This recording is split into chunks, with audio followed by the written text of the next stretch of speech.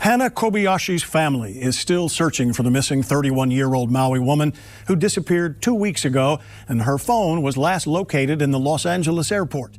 Victim blaming. We all know what it is. It's when you take someone who's been wronged, someone who's been hurt, deceived, manipulated, and you flip the script on them. You say it was their fault. You say they should have known better. You say they brought it on themselves. And we all agree, that's wrong. It's one of the ugliest things you can do to a person who's already suffering. But what if I told you that by the end of this video, there's a very real chance you'll be doing exactly that? I know. You're sitting there thinking, no way, not me. I'm better than that. And maybe you are. But this case is going to test you. Because the story I'm about to tell you starts with a missing woman, a terrified family, and a desperate father who flew across the Pacific Ocean to find his daughter. And it ends somewhere nobody saw coming. This is the story of Hana Kobayashi, and nothing about it is what it seems. November 2024, Maui, Hawaii. Hana Kobayashi is 30 years old. She's a photographer, not a famous one, not yet, but she's building something. She works at a smoke shop called Up End Smoke in Haiku, a small town on the north shore of Maui. Her co-workers like her. She's reliable. The kind of person who texts you if she's going to be even 10 minutes late for a shift. She's creative. She's into spirituality. She's active on Instagram. She posts about nature and mindfulness. She's the type of person you'd describe as having a good energy about her. And right now, she's excited. Because she just landed a paid photography gig in New York City. This is huge for her. She's been working toward this, grinding at the smoke shop to pay her bills while building her portfolio on the side. And now, someone is actually going to pay her to shoot in New York. She books a hotel. She buys tickets to a Taiko concert at Brooklyn Steel on November 12th. Her aunt is expecting her. They've planned to spend time together in the city. In her handwritten travel itinerary, she wrote the words, "Bucket list dreams become reality." This trip means everything to her. But there's a complication. See, Hana had originally booked this trip with her ex-boyfriend, a man named Amun Muniz Miranda. They broke up, but the tickets were non-refundable. Round trip from Maui to LAX, connecting flight to JFK. So they made what seemed like a mature decision. They'd both take the trip, fly on the same flights, and then go their separate ways once they got to New York. Awkward? Sure, but practical. On November 8th, 2024, Hana Kobayashi boards her flight from Maui to Los Angeles. She's wearing a black hoodie and tie-dyed leggings. The plane touches down at LAX at 10:03 p.m. Pacific time. Security cameras capture her walking off the jet bridge into the terminal. She has 42 minutes to make her connecting flight to JFK. Her ex-boyfriend makes the connection. He boards the flight to New York. Hana does not. And that's where everything starts to unravel. Now, at first, nobody panics. A 42-minute layover at LAX? That's tight, even on a good day. Anyone who's ever flown through that airport knows you can burn 42 minutes just walking from one terminal to another. So when Hana doesn't show up in New York, her family assumes she simply missed the connection. Frustrating, but not alarming. She'll catch the next flight. These things happen. But then, the next flight comes and goes. And Hana isn't on it. She doesn't rebook, she doesn't call, and when her family reaches out, the responses they get are strange. But I'm getting ahead of myself. Let's track what Hana actually did after she stepped off that plane at LAX. November 9th, the day after she missed her flight. Instead of going back to the airport and rebooking, Hana goes to the Grove. It's an upscale outdoor shopping mall in the Fairfax district of LA, about 20 miles from the airport. She visits a bookstore called Toshin and sends a photo of a book to a relative. She fills out a newsletter sign-up form using her Maui address. When staff at the bookstore later spoke to her family, they said Hana seemed to be in good spirits. She mentioned having a little bit of time to explore in LA before heading to New York. So at this point, November 9th, she seems fine. She's browsing bookstores, she's taking photos, she's communicating with family. Whatever happened, it hasn't happened yet. November 10th, Hana shows up at a Nike promotional event at the Grove, a LeBron James sneaker experience. She actually appears in a YouTube promotional video for the event. Later that evening, she posts a black and white photo from the event on her Instagram with a single caption, an eye emoji. Just that, one eye. She also returns to LAX that night and speaks with an American Airlines ticketing agent, though she doesn't board a flight. And then comes November 11th. November 11th, 2024, is the day that turns a missed flight into a missing person case.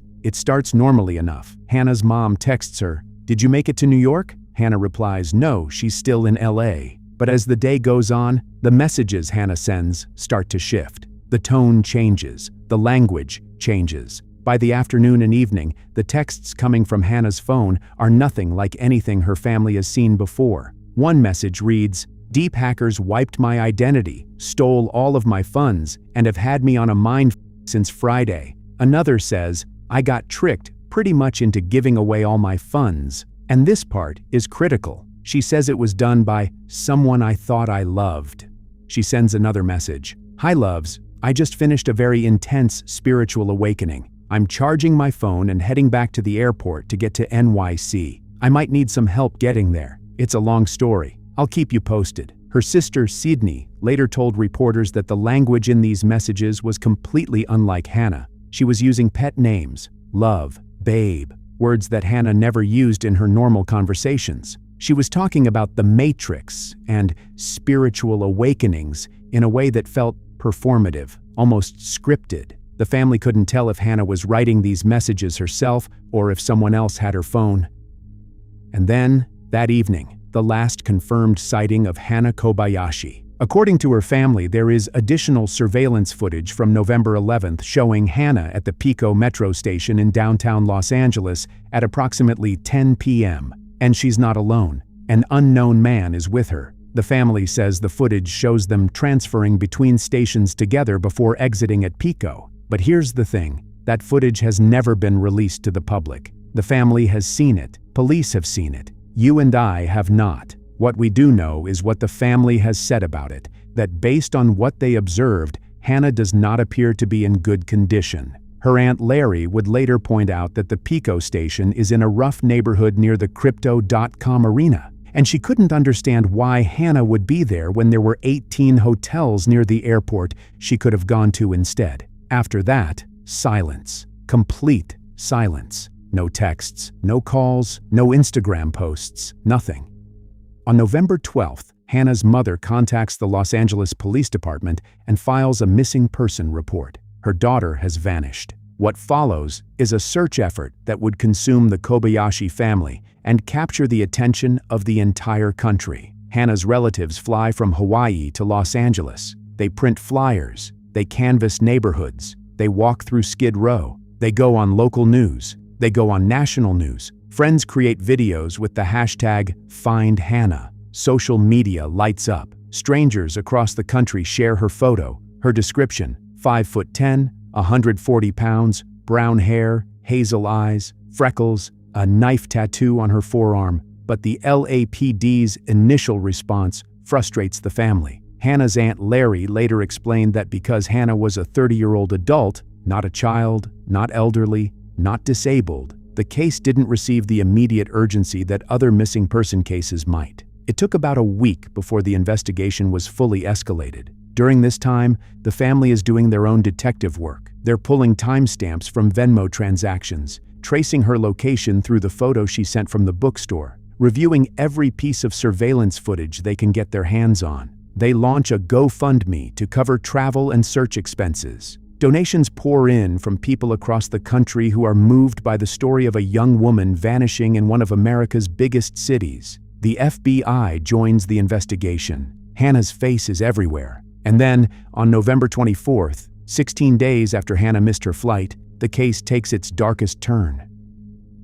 Ryan Kobayashi, Hannah's father. He's 58 years old. He flew from Hawaii to Los Angeles to search for his daughter. For 13 days, he walked the streets of LA looking for her. He searched through Skid Row. He handed out flyers. He talked to strangers, to police, to anyone who would listen. He did everything a father could possibly do. On the morning of November 24th, at approximately 4 a.m., Ryan Kobayashi's body was found in a parking lot in the 6100 block of Century Boulevard, near LAX. The Los Angeles County Medical Examiner determined the cause of death, suicide. The family released a statement. After tirelessly searching throughout Los Angeles for 13 days, Hannah's father, Ryan Kobayashi, tragically took his own life. This loss has compounded the family's suffering immeasurably. His niece wrote on GoFundMe, "He has been living his absolute worst nightmare since Hannah's disappearance.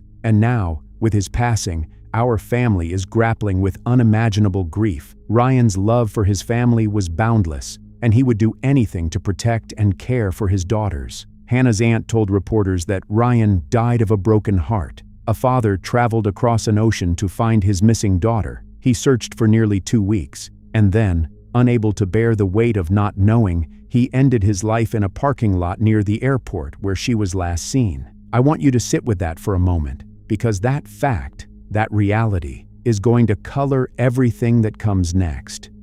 December 2nd, 2024. LAPD Chief Jim McDonnell holds a press conference, and what he announces changes everything. The department has obtained surveillance video from U.S. Customs and Border Protection at the San Isidro Port of Entry, one of the busiest international land border crossings in the world, connecting San Diego to Tijuana, Mexico. The footage shows Hannah Kobayashi crossing the border into Mexico on foot on November 12th, the same day her mother filed the missing person report. In the footage, Hannah is alone. She's carrying her luggage. She appears physically unharmed. She walks through a pedestrian tunnel into Tijuana, but it gets worse. The police traced her movements leading up to the crossing. On the morning of November 12th, Hannah went to Union Station in downtown LA. Using her passport for identification and paying with cash, she purchased a bus ticket to the border, 140 miles south. She had already retrieved her checked luggage from LAX the day before, requesting it be pulled from its original destination of New York.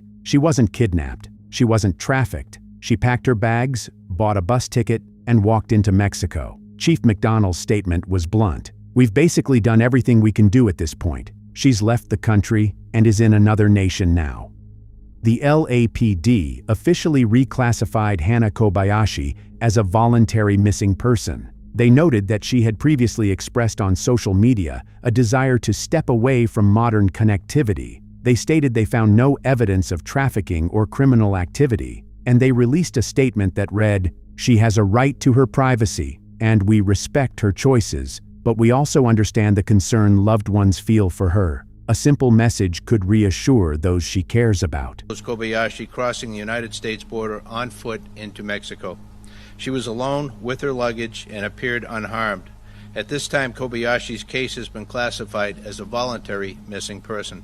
The family pushed back hard. Hannah's sister, Sydney, publicly disputed the police's characterization, pointing out that Chief McDonnell had even gotten Hannah's age wrong during the press conference, calling her 23 instead of 30. The family argued that Hannah would never voluntarily abandon a trip she'd been planning for weeks, the hotel room she'd paid thousands for, the concert tickets, the family waiting for her. They insisted something must have happened to make her flee, and as it turns out, something had.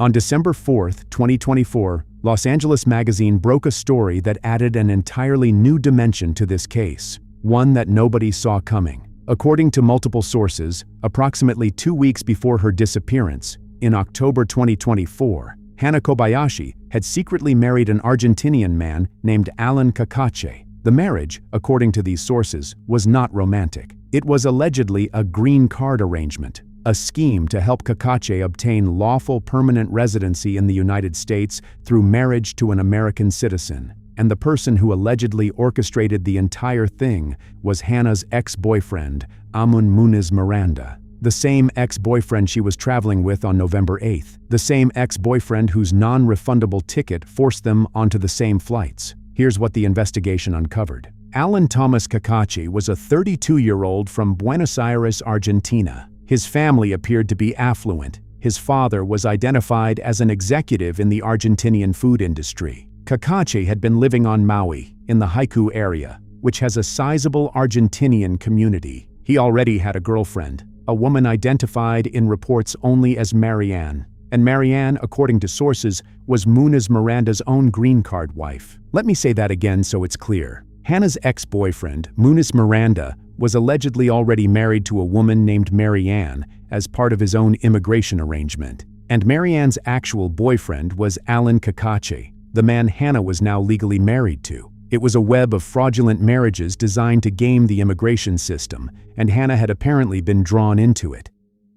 According to Hannah's co-workers at the smoke shop, here's how it was supposed to work. Hannah would marry Kakache. In exchange, she'd receive $15,000 up front, with another $15,000 promised once Kakache received his immigration documents. The trip to New York wasn't just about Hannah's photography gig, it was also supposed to serve as a photo opportunity for Hannah and Kakache. They planned to take pictures together at the Empire State Building, Central Park, and other iconic New York locations to create the appearance of a genuine romantic relationship. These photos would be used as evidence to support their immigration case. Hannah had even shown her co-workers pictures from her October wedding with Kakache. But according to those same co-workers, as the New York trip approached, Hannah became increasingly unhappy. She was upset that her ex-boyfriend would be there. She was frustrated that instead of enjoying her bucket list trip, she'd have to cater to the Argentinian couple's agenda, posing for photos and playing the part of a loving wife. The trip she'd been dreaming about was being hijacked by a scam she'd agreed to participate in. Now, Amun Muniz Miranda, Hannah's ex, the alleged mastermind, he had his own issues. Court records showed he'd been arrested in Texas in 2021 for providing false identification to a police officer. He'd been arrested in Maui in 2020 for DUI. He failed to appear for his arraignment in the Texas case, leaving it unresolved. Sources described him as the person who introduced Hannah to this other lifestyle, finding other sources of income. And here's a detail that adds yet another layer. Sources told reporters that Muniz Miranda became jealous of the relationship between Hannah and Alan Kakache, even though the marriage was supposed to be purely transactional. When Hannah's family began searching through her belongings at her home in Hawaii after she disappeared, her mother discovered immigration paperwork and contact information for an immigration attorney. She turned everything over to the FBI and LAPD. The FBI confirmed they were assisting in the investigation into potential immigration fraud, which is a federal crime punishable by up to 5 years in prison. So now let's put the pieces together, because suddenly, those cryptic text messages from November 11th look very different. I got tricked pretty much into giving away all my funds. Someone I thought I loved. Deep hackers wiped my identity. Was Hannah talking about the green card scheme? Had she realized she'd been manipulated into a fraudulent marriage by her ex-boyfriend? Had the promised $15,000 never materialized, or had it been taken from her? Was the someone I thought I loved Muniz Miranda, the ex who allegedly pulled her into the scheme? And the biggest question of all, is this why she ran to Mexico? Was she fleeing from people involved in the scheme? Was she afraid of legal consequences? Was she trying to disappear from a situation that had spiraled completely out of her control? We don't know, because Hannah hasn't told us. For over a month, Hannah Kobayashi was somewhere in Mexico. Where exactly, nobody knows. What she was doing, nobody knows. How she was supporting herself, nobody knows. Whether she was in contact with anyone connected to the green card scheme, nobody knows. On December 11th, the family announced through their attorney that Hannah had been found safe, but the details were vague. On December 15th, 2024, Hannah Kobayashi walked back across the border into the United States on her own. U.S. Customs and Border Protection notified the LAPD, who reported that she appeared in good health. She was removed from the missing persons database, and her case was officially closed. Hannah released a brief written statement through her aunt. At daybreak on December 15th, I crossed the border back into the United States. I was unaware of everything that was happening in the media while I was away, and I am still processing it all. I kindly ask for respect for myself, my family, and my loved ones as I navigate through this challenging time. She also wrote, "My focus now is on my healing, my peace, and my creativity. I am deeply grateful to my family and everyone who has shown me kindness and compassion during this time." She said she didn't know about the media coverage. She said she didn't know what had been happening while she was gone, which means, if we take her at her word, she didn't know her father was dead. The family's attorney later told reporters that the family remained in the dark about the exact circumstances of Hannah's time in Mexico and why she had gone there. Months passed, and in May 2025, about 6 months after she vanished, Hannah posted a video on Instagram, filmed on her phone, looking directly into the camera. In it, she said, "I just want to say thank you. It means the world to me. I'm grateful for everyone, every single person who dedicated time and energy into looking for me." She appeared to reference her father's death, saying, "Every day is such a gift, especially after such loss and pain." When someone in the comments asked why she hadn't attended her father's funeral, she responded, "You don't know the whole story." She told a reporter that she plans to share details about her disappearance in the future. She said she wants to stand up against any hate that's been cast against me. In June 2025, Kakache spoke out publicly for the first time, calling Kobayashi a terrible person and claiming she had offered him a refund of his $15,000 in exchange for his silence but failed to pay. The GoFundMe raised approximately $47,000 before donations were turned off, with donors given a window to request refunds. And the public? The public is furious. Now, I told you at the beginning of this video that this case was going to test you, and this is where that test comes. Because the reaction to Hannah's return was not sympathy. It was not relief. From thousands of people across the internet, it was anger. Raw, unfiltered anger. So when the family needs assistance, it's okay to ask us and inform us of everything, but zero courtesy to explain where she's been? They ask for privacy without any explanation? The family needs to return all the GoFundMe donations. Hannah should be ashamed of herself. Grifters. Why are you still giving her your time? She could have called the police to say she was okay. Her father killed himself, and she didn't even care enough to call the police? There are people missing. Give them your time.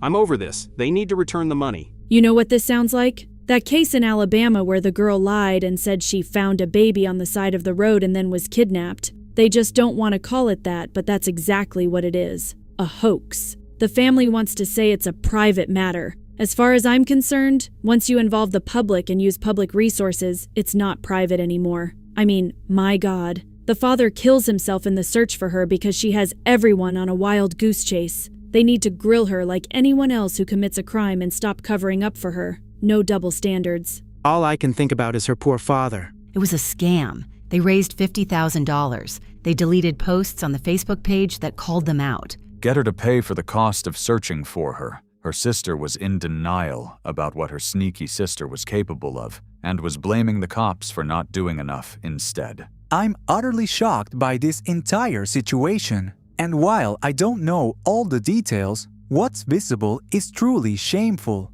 I'm pretty much convinced she was aware of what was happening and wasted the time of many people. The tragedy of her father's suicide is especially heartbreaking, as he died a broken man due to her selfishness. She is responsible for his death.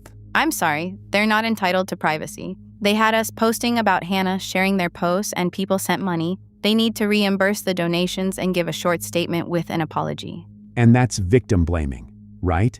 That's exactly what I described at the beginning. Taking someone who's been wronged, someone who may have been manipulated into a fraudulent marriage by an ex-boyfriend, someone who sent messages saying she was tricked out of her money, someone who was clearly in distress, and blaming her for the consequences. But, she could have made one phone call, one text message, 30 seconds to tell her family, to tell her father, "I'm alive, I'm okay, stop looking." She didn't, and a man is dead because of it. So, where does that leave us? I'm not going to tell you how to feel about Hannah Kobayashi. That's not my job. This case sits in an uncomfortable place where almost nothing is black and white. Was Hannah manipulated? Probably. Was she also an adult who made choices? Yes. She agreed to the marriage. She accepted, or was promised, $30,000 for participating in a federal crime. And when things went wrong, instead of calling her family or going to the police, she bought a bus ticket to Mexico and vanished for over a month while the people who loved her most tore themselves apart looking for her. Can both of those things be true at the same time? That she was a victim and that her actions caused devastating harm to people who didn't deserve it? Yeah, they can. And that's what makes this case so hard. Ryan Kobayashi walked the streets of Los Angeles for 13 days looking for his daughter. He searched through Skid Row. He handed out flyers in neighborhoods most people are afraid to drive through. And in the end, the weight of not knowing crushed him. Hannah says she didn't know what was happening in the media. She says she didn't know about her father. And maybe that's true, but she knew her family would be worried. She knew she had disappeared without explanation. And she had the ability, at any point during those 30-plus days in Mexico, to let someone know she was alive. She didn't. There are no charges. There is no trial. There is no neat resolution. There's just a young woman who came home to find that the world she left behind had been destroyed, and a family that will never be whole again. And this is where the story stands today. No criminal charges have been filed against anyone involved in the alleged green card scheme. The FBI has not released any findings. Hannah has not given a full account of what happened. Alan Kakache and Amun Muniz Miranda have not been publicly charged. That's the story of Hannah Kobayashi. I told you it would test you. I told you it was complicated. And now I'm asking, where did you land? Do you see a victim? Do you see someone who made terrible choices? Do you see both? Let me know in the comments. Before you go, I need to tell you something that's going to sound like I'm making it up, but I'm not. There's another case. Another young woman named Hannah. She also disappeared. Her family also panicked. The FBI also got involved. Volunteers searched for her. Her sister posted a desperate plea on social media begging people to help find her. And just like Hannah Kobayashi, she was alive the entire time. But what the police found when they finally located her: handcuffs on her wrist, shackles on her ankles, hidden behind a sheet of plywood in a basement. And the reason she did it? I guarantee you won't see it coming. That video is on your screen right now.